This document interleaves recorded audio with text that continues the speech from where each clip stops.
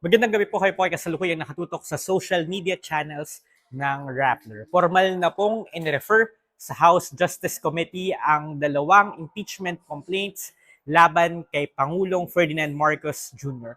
Ako po si Dwight De Leon. Ano pong ibig sabihin nito? Tara po, talakayin natin. Ibig sabihin lang naman po, kasado na yung impeachment proceedings laban kay Pangulong Marcos. Sabi po kasi ng Supreme Court sa isang desisyon nito noong 2003, considered na initiated ang isang impeachment complaint kapag number one, na-file ito at pangalawa ay na-refer ito sa Justice Committee. So yun na nga po yung nangyari ngayong gabi, araw ng Lunes, January 26. Sabi rin po ng konstitusyon, isang beses lang sa isang taon pwedeng sumailalim sa impeachment proceedings ang isang impeachable official. So essentially, sarado na po ang tindahan. Kung may magfa-file pa man, maghahain o susubukan maghain ng impeachment complaint laban kay Pangulong Marcos ay hindi na ito maaaksyonan dahil mayroon na pong tatalakayin ang Justice Committee.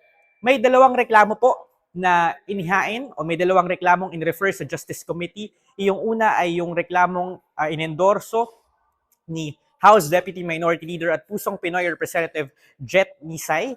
It wants the President removed from office for allegedly enabling the arrest of former President Rodrigo Duterte on a warrant issued by the International Criminal Court, pati na rin yung alleged drug use ni Pangulong Marcos at yung alleged role ng Pangulo sa flood control scandal at overall budget miss. Yung pangalawang reklamo po endorsed by the three-member Makabayan Bloc, sina Congressman Antonio Tino at Congresswoman Rene Co at Congresswoman Sara Elago. It accuses the President of betrayal of public trust in relation pa rin doon sa public works scandal at overall budget fiasco.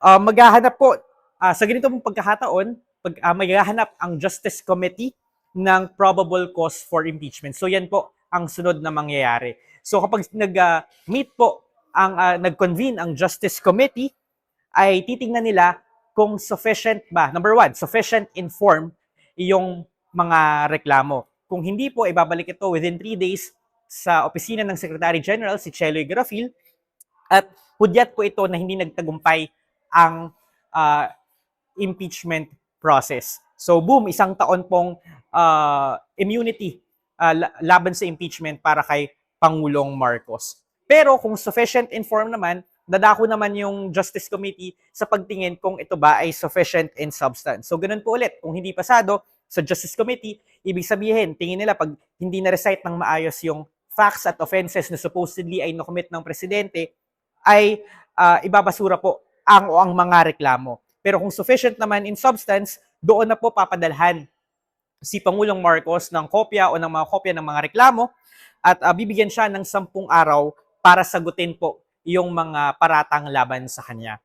Bawal pong maghain ang sino mang kongresista ng motion to dismiss sa period o sa panahon na sinasagot po ng presidente ang reklamo. Kapag hindi po sumagot ang presidente, kung in-ignore lang niya, no, in-snub niya yung reklamo, ang default po ay dine-deny niya pa rin ang mga alegasyon. Pero kung sumagot naman siya, may pagkakataong maghain ang complainants ng reply at si Pangulong Marcos ay may pagkakataon ding maghain ng rejoinder pagkatapos. Ang mga parties to the case ay may pagkakataon ding magsumite ng kanilang affidavit at counter affidavit sa House Justice Committee.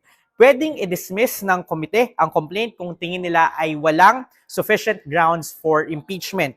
Pero kung meron, dapat magsagawa ng hearing ang Justice Committee at may kapangyarihan silang mag-imbestiga ng testigo at bukas dapat yung buong proseso sa publiko. Kung majority po ng komite ay bumoto pabor sa impeachment, magsusumite ng report sa plenaryo ang Justice Committee at ito po ang magsisilbing articles of impeachment. Dapat po masumite ng komite yung report nila sa plenaryo within 60 days o 60 session days mula nang ma-refer sa kanila ang mga reklamo laban kay Pangulong Marcos. At after nun, may 10 session days ang Kamara para talakayin ang articles of impeachment sa plenaryo.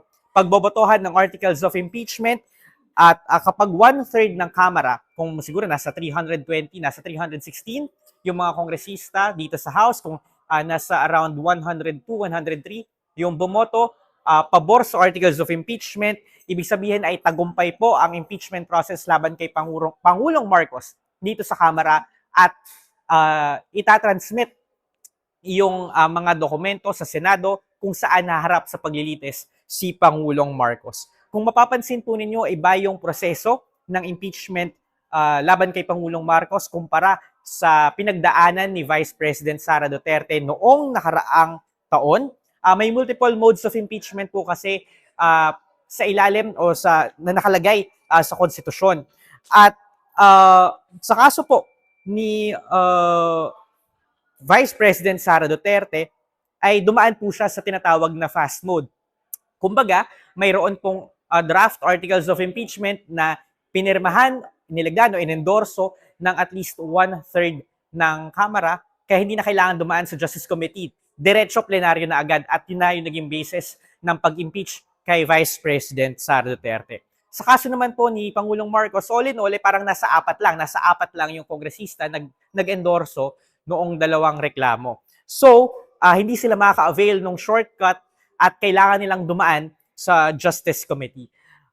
Nonetheless, this is a long shot attempt to remove the president from office given na ang Kamara ay composed pa rin largely ng mga kaalyado ng presidente. Ako po si Dwight De Leon and for more impeachment updates, please visit the Rappler website or download the Rappler app.